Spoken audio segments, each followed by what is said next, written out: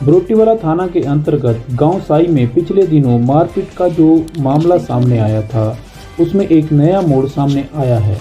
मिली जानकारी के मुताबिक श्री जयपाल निवासी रामसैर, जिनकी शादी मई 2022 को दिव्या कुमारी पुत्री श्री राजकुमार निवासी साई के साथ हुई थी, लेकिन चंद दिनों बाद ही दिव्या कुमारी के साथ उसके ससुराल वालों ने मारपीट और दहेज के लिए प्रताड़ित करना शुरू कर दिया।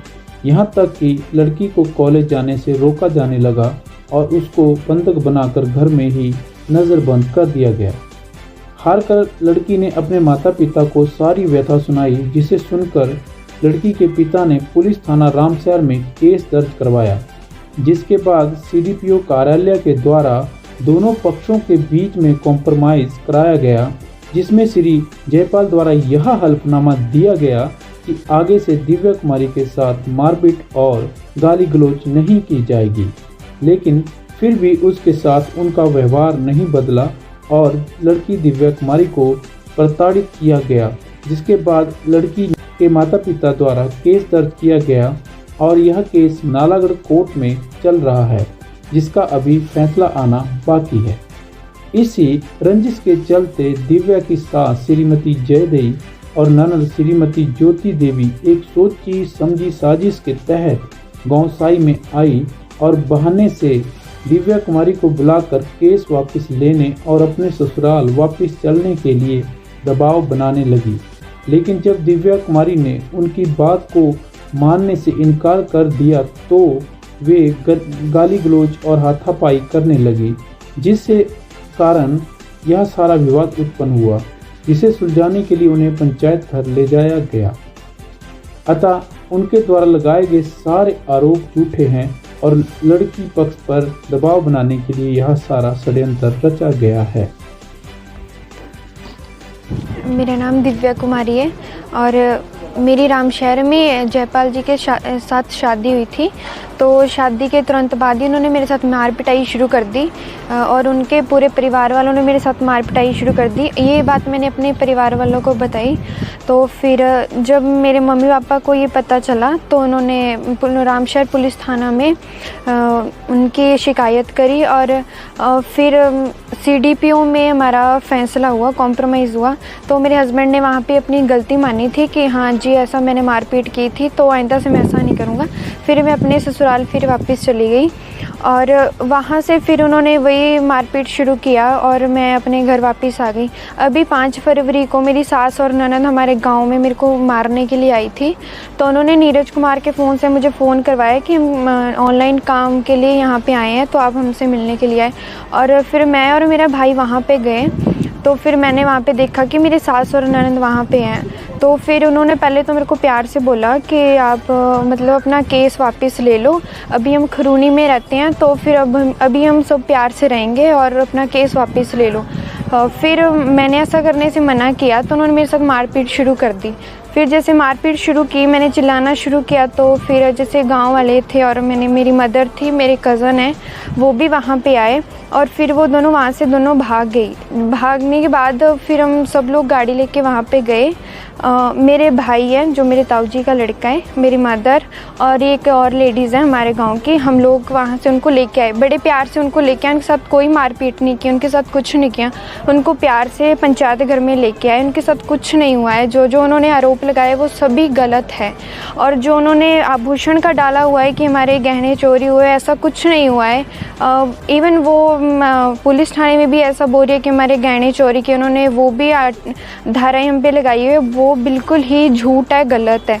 तो फिर यही बात है कि वो बस यही बोल रहे हैं कि हम अपना केस वापस ले लो और हमारे साथ वापस आ जाओ। बट पुलिस थाने हमारा केस चल रहा है 498 वाला डोमेस्टिक वायलेंस का, इसीलिए वो सब कुछ ड्रामा क्रिएट कर रही हैं। हाँ जी, नमस्कार जी, मैं राजकुमार हूँ, ये साई से। ये जो मामला है मीडिया में आजकल चल रहा है जी, ये मेरी बेटी और दामाद और उसके ससुराल वालों का मामला है जी। ये हमारी बेटी को 3 मई 2022 को शादी हुई। चंद दिनों बाद इन्होंने बेटी को मार के घर से भगा दिया था अब उन्होंने उसके बाद हमने रामशहर थाना के अंतर्गत 498 का मुकदमा अदालत में चल रहा था और वो पिछले रविवार 5 फरवरी को वो साई में आए। उन्होंने एक शॉपकीपर के फ़ोन से हमारी बेटी को फ़ोन कराया कि मतलब आपको जो है नौकरी के सिलसिले में रोड साइड पर बुला रहे हैं। जब मेरी बेटी वहाँ पे आई तो उन्होंने पहले तो बड़े प्यार से उसको लाड प्यार से समझाने लगे, लेकिन फिर मारपीट पे उतरे और छीना झपटी पे उतरे। वो वहाँ से भाग गए तो मेरा परिवार उनके पीछे गया। तो उसके बाद जब हम उनको पंचायत घर में लेके आए तो वहाँ पे हमने बरोटी वाला पुलिस बुलाई। उन्होंने रामशहर पुलिस वहाँ पे मौके पर पहुँची।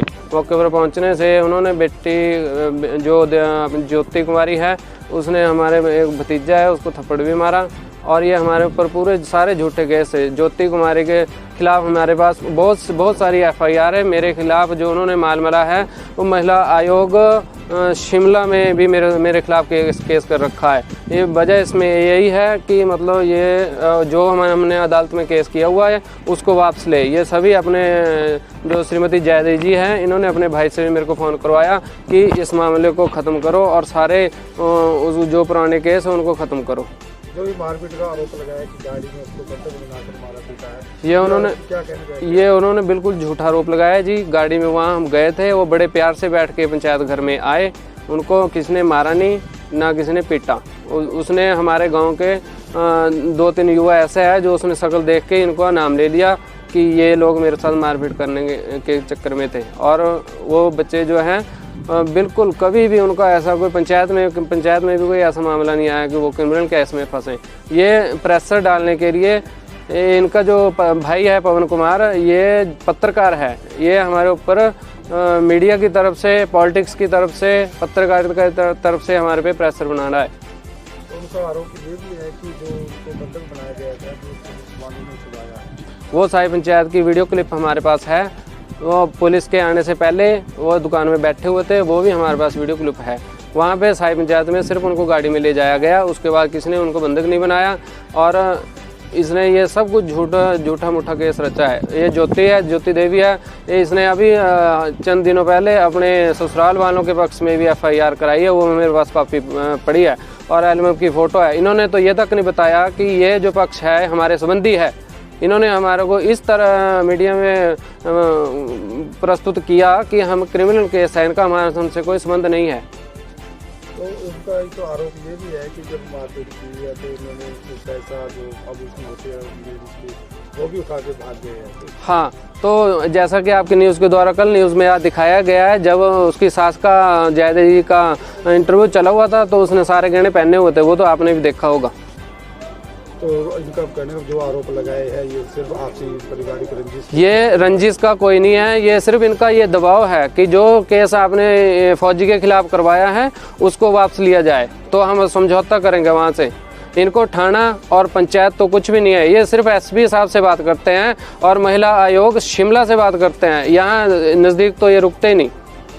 तो अभी जो मारपीट में इन्होंने आरोपी बनाया वो कितने हिरासत में, क्या इनकी जमानत हुई है? जमानत पे जिनका उन्होंने नाम लिखाया हिरासत के डर से हमने सभी की जमानत ले रखी है। हालांकि इसमें आरोपी मेरा परिवार है और किसी से कोई संबंध नहीं है इनका।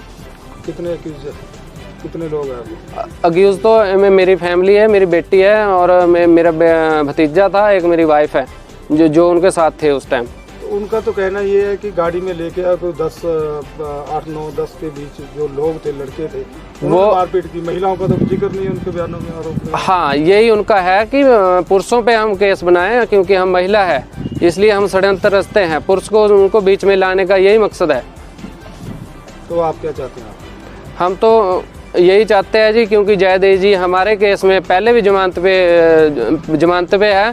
मैं तो आपके चैनल के द्वारा गुजारिश करूंगा कि उसकी जमानत भी रद्द की जाए और इस मामले को देखा जाए। हमारे बच्चे इस टाइम ये जो मीडिया चैनल पे चला हुआ, सभी चैनलों पे, क्योंकि उसका भाई पत्रकार है तो उसकी वजह से हमारे बच्चे जो हैं दिमागी परेशान हो रहे हैं, आत्महत्या की कोशिश करने के चक्कर में हैं।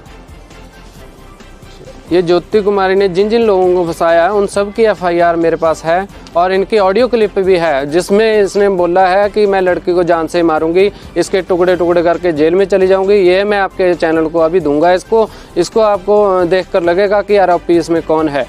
और जो ये इसके ससुराल वाले हैं वो भी इनसे बहुत ज़्यादा तंग है। अगर आप चाहेंगे तो मैं वीडियो कॉन्फ्रेंस के जरिए उनसे भी आपकी बात करा सकता हूँ। हिमाचल प्रदेश की ताज़ा तरीन खबरों और लोकल अपडेट्स के लिए सब्सक्राइब करें ट्रिनिटी न्यूज़।